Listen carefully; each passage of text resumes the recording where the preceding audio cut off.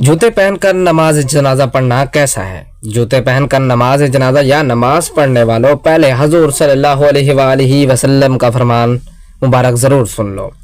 बिस्मिल्लाहिर्रहमानिर्रहीम। अस्सलामु अलैकुम वरहमतुल्लाहि वबरकातुहू। प्यारे दोस्तों, हदीस बुखारी शरीफ की एक रिवायत में है कि एक मरतबा हजूर अक़दस सल्लल्लाहु अलैहि वसल्लम ने अपने दोनों हाथ मुबारक दुआ के लिए उठाए और फरमाया, ए मेरे परवरदिगार, मेरी उम्मत, और रोने लग पड़े। तो अल्लाह तबारक व तआला ने फरमाया, ए जिब्राइल, मोहम्मद सल्लल्लाहु अलैहि वसल्लम के पास जाओ और तेरा रब खूब जानता है, लेकिन इनसे पूछो आप क्यों रो रहे हो। हज़रत जिब्राइल अलैहिस्सलाम सरकार मदीना सल्लल्लाहु अलैहि वसल्लम के पास आए और अर्ज़ किया, आप क्यों रो रहे हैं। आपने अपना हाल बयान फरमाया। हज़रत जिब्राइल अलैहिस्सलाम ने बारगाह इलाही में अर्ज़ किया तो अल्लाह तबारक व तआला ने फरमाया, ए जिब्राइल, मोहम्मद सल्लल्लाहु अलैहि वसल्लम के पास जाओ और कहो, तुम्हारी उम्मत के बारे में हम तुझको राज़ी कर देंगे और मायूस नहीं करेंगे, और दूसरे नबियों की उम्मतों के बारे में भी बताओ। हज़रत जिब्राइल अलैहिस्सलाम रसूल करीम सल्लल्लाहु अलैहि वसल्लम के बारगाह अक़दस में हाज़िर हुए और पिछले अंबिया का तज़किरा करने लगे।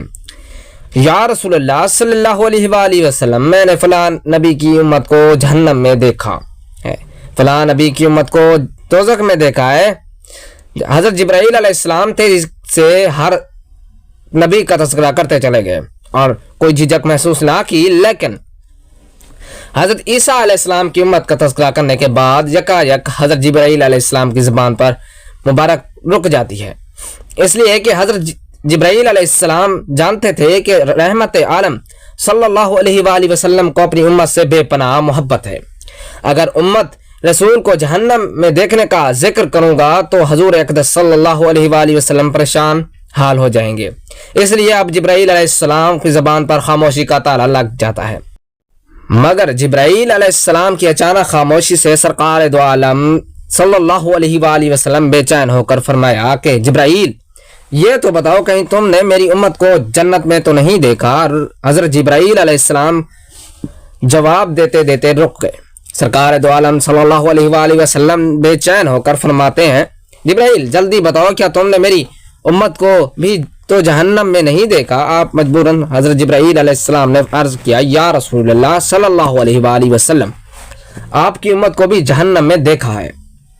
बस इतना ही कहना सुनना था कि हजूर अक़दस सल्लल्लाहु अलैहि वसल्लम का सुकून जाता रहा और बेचैनी बेकरारी पैदा हो गई। इधर हज़रत जिब्राइल अलैहिस्सलाम ने इजाज़त चाहिए और मंज़िल सिदरा की जानिब परवास कर गए। हज़रत सल्लल्लाहु अलैहि वसल्लम ने काशान नबूवत को छोड़ दिया। लोगों की निगाह से छुप कर गैर आबाद में पहाड़ों की गार में पहुँच कर अपनी पेशानी मुबारक ज़मीन पर रख कर बिलक बिलक जिस्म नबूवत से आंसू की बरसात होने लगी और ज़बान मुबारक से रब्बी हबली उम्मती की सदाएं जारी हो गई। इधर हजूर के सहाबा का अजीब आलम हो गया। सरकार को ना पाकर बेताब होने लगे। इधर ढूंढना शुरू कर दिया। हुजरा आयशा सदीका रज़ी अल्लाह तआला अन्हा में देखा, मस्जिद नबी में देखा, मदीने की एक एक गली में देखा, मगर सहाबा कराम को कहीं पता ना चला। मदीना में एक कोहराम मच गया। मर्द औरत बूढ़े बच्चे सब बेकरार हो गए। लोगों ने खाना पीना छोड़ दिया, मगर घरों में चूल्हे जलना बंद हो गए। सहाबा कराम रज़ी अल्लाह तआला अन्हा का ये आलम हुआ तो अहले बैत हसनैन करीमैन के क्या हाल होगा।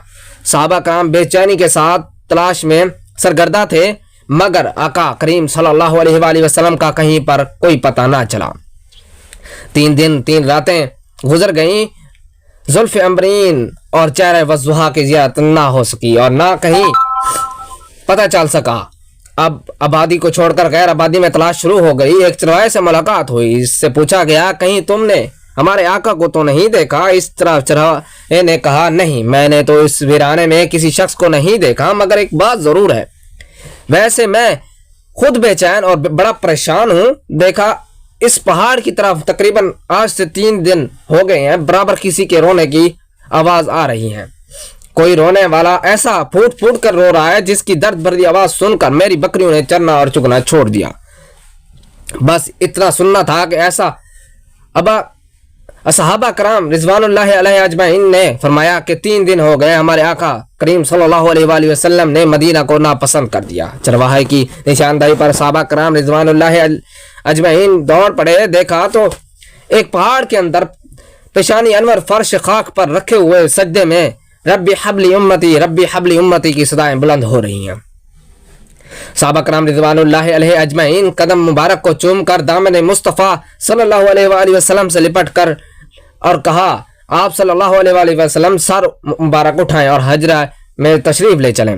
شہر مدینہ ویران ہو گیا ہے، شمع رسالت کے پروانے رو رو کر بے حال ہو گئے ہیں۔ مدینہ میں واویلا چھا گیا ہے، لوگوں نے کھانا پینا چھوڑ دیا اور اہل بیت بہت پریشان ہیں، مگر رحمت عالم صلی اللہ علیہ وآلہ وسلم دنیا مافیا سے نیاز ہو کر امت کے غم میں زار و قطار رو رہے ہیں اور دعائے مغفرت میں مصروف ہیں۔ جب صحابہ کرام رضوان اللہ علیہ اجمعین تمام تر کوششوں کر کے ناکام ہو گئے تو صحابہ کرام رضوان اللہ علیہ اجمعین خاتون جنت حضرت فاطمہ الزہرا کی بارگاہ میں حاضر ہوئے اور عرض کیا اے خاتون جنت، ہم نے سرکار مدینہ کا پتہ لگایا ہے، وہ فلاں پہاڑ میں اور آپ امت کے غم میں رو رہے ہیں، لیکن تمام تر کوششوں کے باوجود سرکار دو عالم صلی اللہ علیہ وآلہ وسلم سجدے سے سر انور نہیں اٹھا رہے۔ خدا را تشریف لے چلیں، ممکن ہے کہ آپ کی وجہ سے سرکار دو عالم صلی اللہ علیہ وآلہ وسلم سر مبارک اٹھا لیں اور ہماری بے قراری دنیا کو اطمینان حاصل ہو جائے۔ حضرت سید فاطمہ الزہرا رضی اللہ تعالیٰ عنہ نے جسم عطر کو چادر سے چھاپ پایا اور آقا کائنات صلی اللہ علیہ وآلہ وسلم کی بارگاہ میں پہنچ کر التجا کرنے لگے کہ ابا جان آپ سجدے سے سر انور اٹھا لیجئے ورنہ مدینہ تشریف لے چلیے۔ آپ کی جدائی سے مدینے والوں کا برا حال ہو گیا ہے، ہر طرف طوفان برپا، آپ کے نہ ہونے سے ہر دل بے قرار اور ہر آنکھ اشک بار ہے۔ حسنین کریمین آپ کی شفقت نہ پا کر تڑپ رہے ہیں، لیکن آپ بار بار ربی حبلی امتی کی صدائیں بلند کر رہے تھے اور سجدے سے سر مبارک نہ اٹھایا۔ بالآخر سیدہ فاطمہ الزہرا رضی اللہ تعالی عنہا نے اپنی پیشانی مبارک سے مل کر عرض کیا ابا جان دامن صبر چھوٹنے والا ہے، اب تو سر اقدس صلی اللہ علیہ وآلہ وسلم اٹھائے ورنہ فاطمہ قیامت تک ایک ایسا سجدہ کرے گی کہ سر نہیں اٹھائے گی۔ تب جا کر سید عالم حضور صلی اللہ علیہ وآلہ وسلم نے سجدے سے سر مبارک اٹھایا اور فرمایا اے فاطمہ تم ضد نہ کرتی تو جب تک پروردگار عالم سے اپنی امت کی شفاعت و مغفرت نہ کر لیتا سجدے سے سر نہ اٹھاتا۔ حضرت انس بن مالک رضی اللہ تعالیٰ عنہ سے روایت ہے کہ حضور اقدس صلی اللہ علیہ وآلہ وسلم کے زمانے میں ایک یہودی عالم دین تھا، اس کا نام جلبیب تھا۔ اس کا ایک لڑکا حسن و جمال میں یکتا تھا اور کمال سیرت سے مزین اور بڑا خلیق انسان تھا۔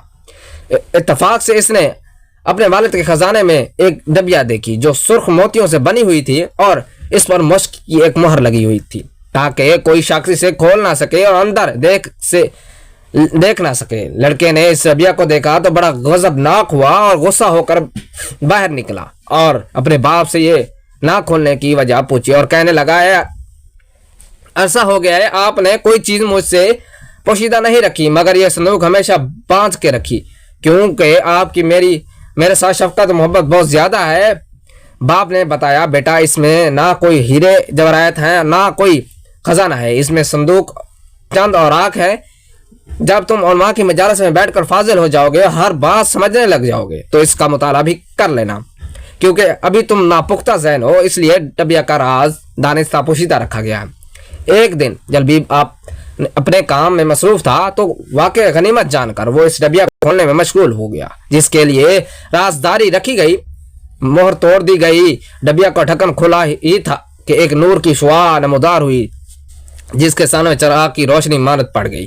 اس پر لا الہ الا اللہ محمد رسول اللہ کا کلمہ طیبہ لکھا ہوا تھا۔ اس کے بعد نبی کریم صلی اللہ علیہ وآلہ وسلم کے اوصاف حمیدہ لکھے ہوئے تھے کہ آپ کے آبرو پیوستہ ہوں گے، داڑھی گھنی ہوگی، جسے بھی اس کا زمانہ میسر ہو اس کی بات سنے، اس کا کلام پاک قرآن ہوگا، اس کا دین اسلام ہوگا اور انسان کو خدا کی عبادت کی دعوت دے گا اور وہ کسی سے نہیں ڈرے گا۔ اس کاغذ کو پڑھتے ہی اس کے دل میں حضور اقدس صلی اللہ علیہ وآلہ وسلم کی محبت گھر کر گئی۔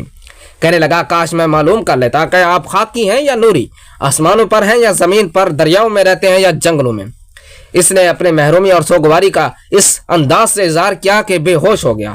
چند لمحے بعد اس کی والدہ بھی اس کے کمرے میں آئی، بیٹے کو بے ہوش پا کر حیران رہ گئی۔ اس کے باپ کو بلایا، بیٹے کو اس حالت میں دیکھ کر اس کے چہرے سے चेहरा मिलाया, माथे को चूमने लगा, रोक कर अपने बेटे की मोहब्बत, हसद, गम का इजहार करने लगा। जब जवान लड़का होश में आया और वालिद को अपने सराहने गमज़दा और परेशान पाया, मगर गुस्से में आकर कहने लगा, ए वालिद मोहतरम, तुम मेरी आंखों की रोशनी नहीं देखते और बुढ़ापे के बावजूद इस रहमत आलम से महफूज नहीं हुए। आप मुझे कुफ्र की तालीम देते रहे और शरीयत मुस्तफ़ा और इसकी इत्तबा से महरूम करने की कोशिश कर रहे हैं। बाप ये बात सुनते ही गुस्से में पागल हो गया, लड़के के बालों को पकड़ा और जमीन पर दे मारा और जोर जोर से मारने लगा। जब इसका जुल्म हाथ से बढ़ गया तो हाई बिन अख्तब इसकी सिफारिश के लिए इसे उन्होंने देखा कि बाप बेटे को इज़ा देने में पागल हो रहा है। उन्होंने इसे जबरदस्ती मना किया, मगर वो किसी हाल में भी बच्चे को सजा देने से ना रोक रहा था।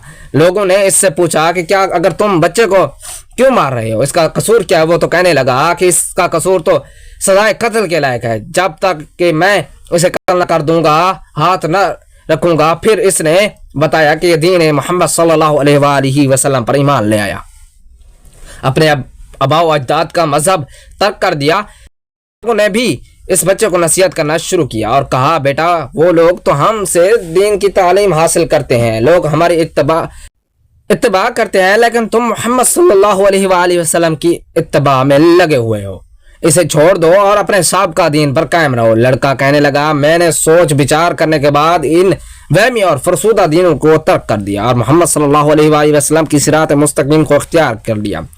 इन सब ने लड़के को उल्टी सीधी नसीहत की, मगर वो अपने नेक इरादे पर डटा रहा। इन झूठे मशाइख ने कहा, क्योंकि ये लड़का नाज नखरे का पला हुआ है, जिंदगी के मसाइब और तकलीफ का एहसास नहीं रखता और यही वजह है कि ये नसीहत की तरफ तवज्जो नहीं देता, इससे अपने हाल पर छोड़ देना चाहिए और अब ज़रूरी है कि आसान ज़िंदगी से हटाकर मेहनत और मशक्क़त वाली ज़िंदगी का खुदकार बनाया जाए, ताकि इस सख्तियों से तंग आकर दीन मोहम्मदी से तौबा करें और फिर इसी ऐश और सुकून की ज़िंदगी को हासिल करने के लिए अपने साबिक़ा दीन पर वापस आ जाए। जलबीब ने कहा, तुम्हारे नज़दीक इसको सख्त अजीज से गुजारा जाए, ये नरम और नाजुक कपड़े उतार कर टाट पहना दो, ताकि खाने में बंद कर दो। 3 दिन के बाद एक जौ की रोटी और पानी का प्याला दिया जाए, ताकि नाज और नेमत याद आए तो फरियाद करे और मुझे इस मुसीबत से निजात दिलाई जाए। यानी जलबीब ने इनको लोगों को नसीहत पर अमल करते हुए इस मजलूम को एक कमरे में बंद कर दिया, क्योंकि इसे जौ की रोटी और पानी की आदत ना थी। सख्त परेशान हुआ, इनकी वजह से रोता रहता। एक दिन बाप ने देखा तो कहा, क्या तुम अपने दीन पर कायम हो या नहीं और दीन मोहम्मदी सल्लल्लाहु अलैहि वसल्लम से बाज आते हो या नहीं? बेटे ने कहा, ए मेरे बाप, मेरे रोने धोने की वजह बेलुत्फी और पानी की कमी वजह नहीं, बल्कि मुझे तो दीदार मुस्तफ़ा सल्लल्लाहु अलैहि वसल्लम का इश्तियाक है। इसके बाप ने फिर कहा, जब तक दीन मोहम्मदी से तौबा ना करोगे तुम्हें इस अजाब से निजात नहीं मिलेगी। लड़के ने कहा, खुदा की कसम, मोहम्मद सल्लल्लाहु अलैहि वसल्लम की मोहब्बत जिस तरह मेरे दिल में घर कर गई है, इससे तौबा नहीं की जा सकती। बेशक आप मुझे जान से क्यों ना मार दें। हज़रत सैयदना अबू ज़र गफ़ारी रज़ी अल्लाह तआला अन्हु से रिवायत है कि नूर की पैकर तमाम नबियों के सरदार हज़रत मोहम्मद सल्लल्लाहु अलैहि वसल्लम का फरमाया, रब ताला का इरशाद है, ऐ मेरे बंदो, मैंने जुल्म करने को अपने आप पर हराम कर दिया और इसे तुम्हारे दरमियान भी हराम कर दिया है, लिहाजा एक दूसरे पर जुल्म ना किया करो। ऐ मेरे बंदो, तुम सब गुमराह हो, मगर जिसे मैं नहीं हिदायत दी, मुझसे हिदायत चाहो मैं तुम्हें हिदायत दूंगा, मगर जिसे मैंने खिलाया तो मुझसे खाना तलब करो, मैं तुम्हें खिलाऊंगा। ऐ मेरे बंदो, तुम सब बेलिबास हो, मगर जैसे मैंने कपड़े पहनाए तो मुझसे लिबास तलब करो, मैं तुम्हें लिबास अता करूंगा। ऐ मेरे बंदो, तुम दिन रात गुनाह करते हो और इसमें तुम्हारे गुनाह को बख्श देता हूँ, तुम मुझसे बख्शिश मांगो, मैं तुम्हें बख्श दूंगा। ऐ मेरे बंदो, तुम मेरे नुकसान को नहीं पहुंच सकते कि मुझे नुकसान पहुंचाओ, और ना मेरे नफ़े तक तुम्हारी रसाई है कि मुझे नफ़ा पहुंचा सको। ऐ मेरे बंदो, अगर तुम्हारे अगले पिछले और तुम्हारे जिन्होंने तुम में से किसी एक मुत्तकी और परहेज़गार की तरफ हो जाए तो मेरी भी सल्तनत में कुछ इजाफा ना होगा। ऐ मेरे बंदो, अगर तुम अगले पिछले तुम्हारे जिनो इंस तुम में से सबसे ज्यादा गुनाहगार शख्स की तरफ साफ फासिक फाजिर हो जाए तो भी मेरे कोई कमी ना आएगी। میرے بندو اگر تمہارے اگلے پچھلے جن و انس کسی ایک مقام میں یکجا ہو کر مجھ سے سوال کریں اور میں ایک سوال کا پورا فرما دوں تو بھی میرے خزانے میں کچھ کمی نہ آئے گی، مگر اتنے کہ جیسے کسی سوئی کو سمندر میں ڈالا جائے تو جتنی کمی کرتی ہے۔ اے میرے بندو یہ تمہارے اعمال ہیں جنہیں میں اشارہ کرتا ہوں، میں تمہیں ان کا پورا اجر عطا فرماؤں گا، لہٰذا جتنا اس کے تم اللہ عز و جل کا شکر ادا کرو اللہ تعالیٰ تمہیں اور زیادہ دے گا۔ ناظرین آپ بات کرتے ہیں کہ جوتوں کے ساتھ نماز جنازہ یا نماز پڑھنا کیسا ہے؟ سیدہ عائشہ صدیقہ رضی اللہ تعالیٰ عنہ سے روایت ہے کہ نبی کریم صلی اللہ علیہ وآلہ وسلم جوتوں میں نماز پڑھتے تھے، یعنی جوتے پہن کر نماز پڑھی جا سکتی ہے، لیکن جو اس دور کے جوتے تھے وہ آج بھی ہمارے عرب کے بدو پہنتے اور نیچے سے بالکل اسٹریٹ سیدھے پلین، کوئی سوراخ نہیں ہوتا۔ اگر اس پہ گندگی لگ بھی جاتی ہے تو آپ کا فرمان ہے کہ جب تم نماز پڑھنے اور اپنے جوتوں کو دیکھ لو کچھ لگاؤ ہوا ہو تو مٹی پر رگڑ لو اور گندگی اتر جائے گی۔ اگر کوئی کسی کے پاس ایسا جوتا ہے جو نیچے سے پلین یا بالکل صاف ہے اور اس کو مٹی پہ رگڑ کے صفائی کر چکا ہے تو ٹھیک ہے۔ نمبر 2، ہمارے جو جوتے آج کل کے دور میں اس کے نیچے پورا نقشہ بنا ہوا ہوتا ہے، سرخ ڈیزائن ہے، کسی جگہ پر گندگی اندر گھس جائے تو وہ بغیر آواز کے اوزار کے نکالی نہیں جا سکتی، تو ایسی جوتوں کے اندر احتمال ہوتا ہے کہ گندگی ہے۔ پھر وہ جو مسجد تھی رسول صلی اللہ علیہ وآلہ وسلم کی وہ کچی تھی، کارپیٹ نہیں تھی، کچی مسجد تھی، اور صحابہ کرام کچی مسجد میں آ کر نماز پڑھا کرتے تھے۔ آج کوئی ایسی جگہ پر نماز پڑھتا ہے جو اوپن ایریا ہے اور وہاں سے کچی جگہ ہے، لہٰذا جوتوں سمیت نماز پڑھنی ٹھیک ہے، سنت عمل ہے، کوئی حرج نہیں ہے۔ جوتا چیک کر لیں، گندگی نہ لگی ہو، پہلے وہ جوتا صاف کر چکا ہو تو کوئی حرج نہیں، لیکن مساجد کے اندر کارپیٹ بچھی ہوئی ہیں، ٹائلیں لگی ہوئی ہیں، آپ باہر سے گارے سے جوتی بھری ہوئی لے کر آؤ، جیسے مسجد کا کارپیٹ خراب ہو گیا تو یہ بڑی بری بات ہے۔ بہرحال یہ جائز ہے کہ جوتوں کے اندر نماز پڑھی جا سکتی ہے۔ ناظرین ویڈیو اچھی لگے تو ویڈیو کو لائک کریں، شیئر کریں، چینل کو سبسکرائب کریں اور کمنٹ باکس میں اللہ تعالیٰ کے 99 ناموں میں سے ایک نام ضرور ٹائپ کریں۔ اگلی ویڈیو تک کے لیے دیجیے اجازت، اللہ حافظ۔